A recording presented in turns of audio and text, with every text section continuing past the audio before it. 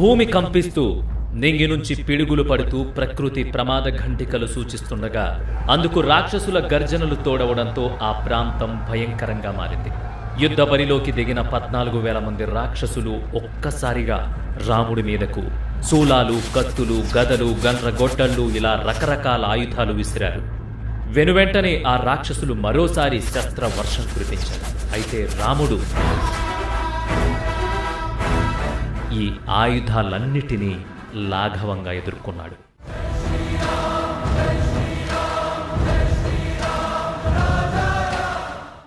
సతైహ ప్రహరణైర్ఘోరైర్భిన్న గాత్రో న విద్యతే రామః ప్రదీప్తైర్బహుభిర్వజైరివ మహాచలః. కొన్ని ఆయుధాలు శరీరానికి తాకినా పిడుగుపాటు పడినా చలించని పర్వతంలా నిలబడ్డాడట రామచంద్రుడు. గాయమైన చోట్ల నుంచి రక్తం కారుతుంటే సాయంత్రం పూట మబ్బులతో కప్పబడిన సూర్యుడిలా ఉన్నాడట. ఇక అప్పుడే అసలు యుద్ధం మొదలైంది. శత్రుసేనల దాడిని ఎదుర్కొన్న రాముడు ఇప్పుడు ఎదురు దాడికి దిగాడు. వింటినారిని లాగి మెరుపు కన్నా వేగంతో వేల కొలది బాణాలను వదలడం మొదలుపెట్టాడు. ఒక్క బాణం కూడా గురి తప్పకుండా విడిచిపెట్టిన ప్రతి శరము చుట్టుముట్టిన శత్రు మూకలకి తగులుతున్నాయి. ప్రతి బాణం వాళ్ళని అంతం చేస్తూ వెళ్తోంది. వలయాకారంలో ధనుస్సును తిప్పుతూ రెప్పపాటు వేగంతో మరోసారి రాముడు బాణాలు వదలడం మొదలుపెట్టాడు. ఈసారి ఆ శరములు అశ్వదళం, పదాతి దళాలను కూడా ధ్వంసం చేశాయి. ఊహించని పరిణామంలో శత్రుసేనలో ఆందోళన మొదలైంది. అయినా సరే ధైర్యం చేసి మరికొందరు రాక్షసులు రాముడిపై దూకారు. మరోసారి కత్తులు, గండ్రగొడ్డళ్ళు మొదలైన ఆయుధాలను రాఘవుడి పైకి విసిరారు. ఆ ఆయుధాల నుంచి తప్పించుకుంటూనే రాముడు ఆ రాక్షసులందరినీ చంపేశాడు. దీంతో మిగిలిన వారిలో భయం పట్టుకుంది. అందరూ కరుడిని శరణు కోరుతూ అతడి వైపు పరుగులు తీయడం మొదలుపెట్టారు. దూషణుడు వారందరిలో ధైర్యం నింపడంతో ఆ అసురులు మరోసారి రాముడి మీదకు లంఘించారు. ఈసారి కత్తులు, గండ్రగొడ్డళ్ళు మొదలైన ఆయుధాలతో పాటు పెద్ద పెద్ద వృక్షాలు, బండరాళ్లను కూడా రాముడి మీదకు విసరడం మొదలుపెట్టారు. దీంతో భీకర పోరు మళ్లీ మొదలైంది. ఈసారి రాముడు గంధర్వస్త్రాలు ప్రయోగించడంతో శత్రుసేనల్లో హాహాకారాలు మొదలయ్యాయి.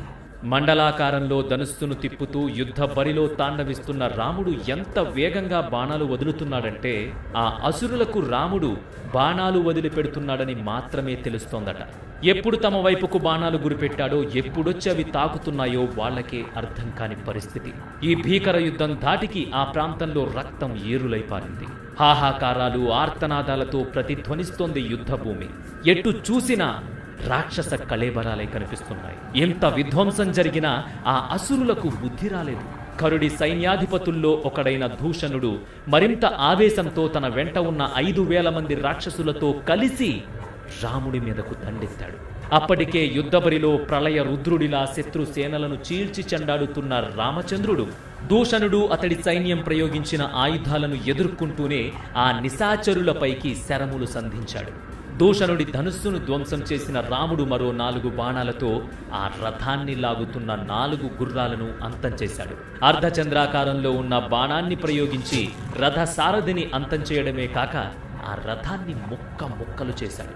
ఆపై దూషణుడిపైకి 3 బాణాలు ప్రయోగించగా అవి అతని ఛాతిలో దిగబడ్డాయి. ప్రాణం పోయే స్థితిలోనూ దూషణుడు ఓ ఈటెను తీసుకుని రాముడిపైకి దూసుకువెళ్ళాడు. అప్పుడు రాముడు మరో 2 బాణాలను ప్రయోగించి దూషణుడి 2 బాహువులను తెగ్గొట్టాడు. దూషణుడు నేల కొరగడం చూసి అక్కడున్న జీవరాశులన్నీ హర్షధ్వానాలు చేశాయి. దూషణుడి మరణం చూసి కరుడి సైన్యాధ్యక్షులు అయిన మహాకపాల, స్థూలాక్ష, ప్రమాతి అనే 3 అసురులు కోపోద్రిక్తులై చావుకు ఎదురు వెళుతున్నట్టుగా రాముడిపైకి వెళ్లారు. వాళ్ళని కూడా రాముడు సునాయాసంగా మట్టుపెట్టాడు. ఆ తర్వాత దూషణుడి వెంట ఉన్న 5,000 మంది సైన్యంపైకి 5,000 బాణాలను వదిలి వారందరినీ యమలోకానికి పంపించాడు. ఇదంతా గమనించిన కరుడు రాముడి పరాక్రమాన్ని గుర్తించి వెనుకడుగు వేయాల్సింది పోయి మరింత రెచ్చిపోయాడు. ఈ రాముణ్ణి చంపి తీరాలి అంటూ తన సేనలకు పిలుపునిచ్చి ముందుకెగిశాడు. కరుడితో పాటు సేనలకు నేతృత్వం వహిస్తున్న సేనగామి, పృథుగ్రీవ, యజ్ఞశత్రు, విహంగ, దుర్జయ, కరవీరాక్ష, పరుష, కాలకార్ముక, మేఘమాలి, మహామాలి, సర్పాస్య, రుధిరాసనులు అనే 12 మంది రాక్షసులు కూడా రాముడిపైకి దండెత్తారు. ఆ వస్తున్న రాక్షసులపైకి కూడా రాముడు చకచకా బాణాలు ప్రయోగించి వారిని అంతం చేశాడు. అప్పుడు ఆ ప్రాంతం ఎలా ఉందో తెలుసా? క్షణేనతు మహాఘోరం వనః నిహత రాక్షసం బభూవ నిరయ ప్రఖ్యం మాంసశోణిత కర్దమం. ఆ నేలంతా రాక్షసుల కళేబరాలతో నిండిపోయిందట. ఆ క్షణం అది నరకంలా ఉందట.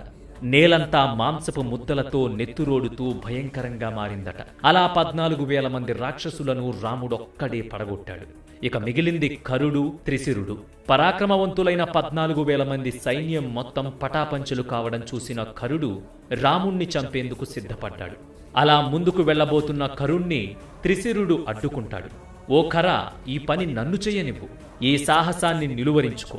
ఆ రాముడిని నేను ఎలా అంతం చేస్తానో చూడు. ఒకవేళ రాముడు హతుడైతే నువ్వు సంతోషంగా జనస్థానానికి వెళ్ళు. నేను చనిపోతే అప్పుడు నువ్వు యుద్ధం చేద్దుగాని. రాముణ్ణి చంపి తీరతానని నా ఆయుధం మీద ఒట్టేసి చెప్తున్నా అంటూ ప్రతిజ్ఞ చేశాడు. చావు రాసిపెట్టినప్పుడు ఎవరు మాత్రం ఏం చేయగలరు? 3 తలలు గల ఆ రాక్షసుడు రథంపై రాముడిని చంపేందుకు ముందుకు కదిలాడు. ఇక్ష్వాకు తిలకుడిపైకి వరుస బాణాలు సంధించాడు. ఇది గమనించిన రాముడు తాను కూడా వెంటనే పదునైన బాణాలను సంధించడం మొదలుపెట్టాడు. సింహం, ఏనుగు పోట్లాడుకుంటే ఎంత భీకరంగా ఉంటుందో అంత భయంకరంగా వీరిద్దరి మధ్య యుద్ధం సాగింది. త్రిశిరుడు సంబంధించిన బాణాల్లో కొన్ని తాకి రాముడికి చిన్న గాయమైంది. అయితే ఇందుకు ప్రతిగా ఆ ఆజానుబాహుడు వెనువెంటనే త్రిశిరుడిపైకి శరములు ప్రయోగించాడు. 4 బాణాలతో గుర్రాలను, మరో 8 బాణాలతో రథ సారథిని హతమార్చి రథాన్ని తునాతునకలు చేశాడు.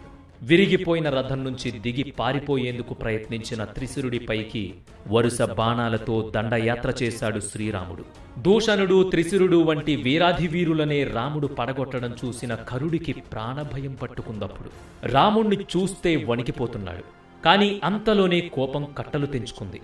రాముడిపైకి వరుస బాణాలు ప్రయోగించాడు. ఇందుకు ప్రతిగా రాముడు కూడా శరముల వర్షం కురిపించాడు. వీరిద్దరూ సంధించిన బాణాలతో ఆకాశం మూసుకుపోయింది. ఎక్కడ చూసినా బాణాలే కనిపిస్తున్నాయి, కానీ నింగి కనిపించడం లేదు. రథం మీద ఉండి పోరాడుతున్న కరుడు రాముణ్ణి తక్కువ అంచనా వేశాడు. ఇన్ని వేల మంది రాక్షసులతో పోరాడుంటాడు కనుక ఇక ఆ దశరథనందుడు అలసిపోయుంటాడని అనుకున్నాడు కరుడు. రాముడి చేతిలో అప్పటి వరకు చనిపోయిన 14,000 మంది రాక్షసులు పరాక్రమవంతులే.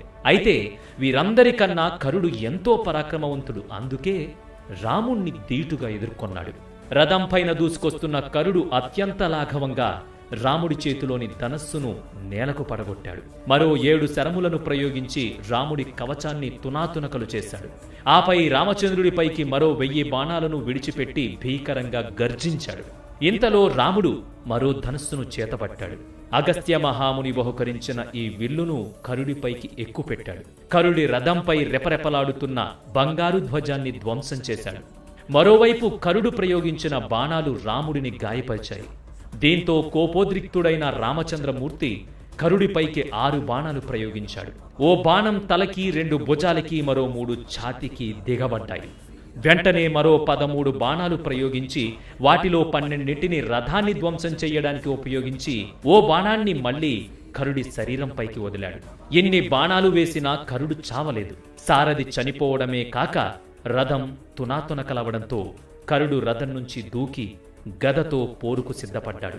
వెంట తెచ్చుకున్న సైన్యం, రథం ఇలా సర్వస్వం కోల్పోయి గదతో ఒంటరిగా నిలబడ్డ కరుణ్ణి చూసిన రాముడు ఆ రాక్షసుడితో గజాస్వరథ సంబాధే బలే మహతి తిష్ఠాత కృతం సుదాగుణం కర్మ సర్వలోక జుగుప్సితం ఉద్వేజనీయో భూతానాం నృశంస పాప కర్మకృత్ త్రయాణామపి లోకానామీశ్వలోపి నతిష్టతి. ఓ ఖరా, నువ్వు గజదళం, అశ్వదళాలు ఉన్న ఓ బలమైన సేనకు అధినేతవే కావచ్చు. కానీ నువ్వు చేసిన క్రూరమైన పనులకు ప్రపంచమంతా నిన్ను అసహ్యించుకుంటోంది. నీచ కార్యాలకు పాల్పడమే కాక సకల జీవరాశులకు హాని కలిగించిన వాడు ముల్లోకాల అధిపతి అయినా సరే శిక్ష నుంచి తప్పించుకోలేడు అని చెప్పుకొచ్చాడు. ఓ రాక్షస, ఈ దండకారణ్యంలో నివసిస్తూ ధర్మ మార్గాన్ని అనుసరిస్తున్న మునులను చంపితే నీకేం లాభం వస్తుంది? ఓ నిశాచరమా, నేను ఇలాంటి పాపాలు చేసిన వారిని అంతం చేసేందుకే వచ్చాను. ఇప్పుడు నా శరములతో నీ శరీరాన్ని తూట్లుగా చేస్తాను. నన్ను చంపాలనుకుంటే ప్రయత్నించు, నీ తలను తాటిపండు పడగొట్టినట్టు తెగ్గొడతాను అని శ్రీరాముడన్నాడు. రాముడి మాటలకో లేక సర్వం కోల్పోయినందుకో తెలీదు కాని కరుడు తన విచక్షణ కోల్పోయాడు. రాముణ్ణి చూసి బిగ్గరగా నవ్వుతూ, ఓ దశరథనందన, యుద్ధంలో సాధారణ రాక్షసులను చంపడం ప్రశంసించేంత విషయమేం కాదు.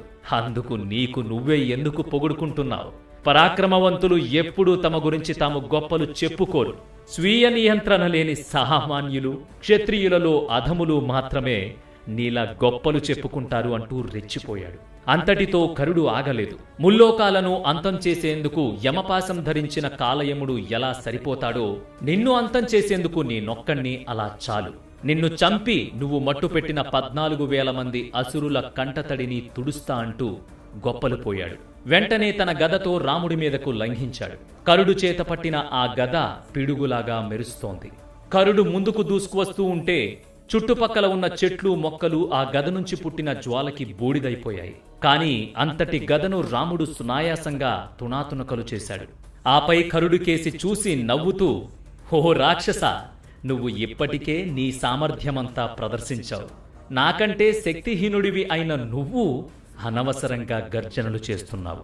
ఓ రాక్షస, నా శరములు జనస్థానంలో నీ చేత పీడించబడుతున్న సాధువులకు స్వేచ్ఛను ప్రసాదిస్తాయి అని రాముడు ఇంకా చెప్తుండగా తీవ్రంగా గాయపడిన కరుడు రాముణ్ణి చంపేందుకు మరోసారి ప్రయత్నించాడు.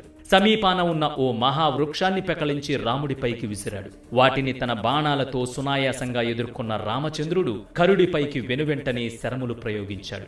శరీరంలోకి బాణాలు దిగబడుతున్నా వెనక్కి తగ్గని కరుడు రాముడిపైకి మళ్లీ ఎగసిపడ్డాడు. వెంటనే రాముడు నిప్పులా మెరుస్తున్న ఓ బాణాన్ని తీశాడు.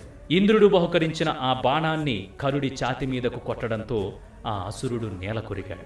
ఈ భీకర యుద్ధాన్ని అప్పటి వరకు ఉత్కంఠతో తిలకించిన రాజర్షులు, మహర్షులు మొదలైన వారు రాముడి శూరత్వానికి మెచ్చడమే కాక ఇన్నాళ్లు తమను చిత్రహింసలకు గురిచేసిన ఖరదూషణాది 14,000 మంది రాక్షసులు అంతమైనందుకు హర్షం వ్యక్తం చేశారు. విన్నారు కదా రాముడి పరాక్రమం. మరి ఇంతటి పరాక్రమవంతుడు, అసురగణ చక్రవర్తి, ముల్లోకాలను వణికించిన రావణాసురుడితో పోరాడితే ఎలా ఉంటుంది? వచ్చే పాడ్కాస్ట్లో తెలుసుకుందాం.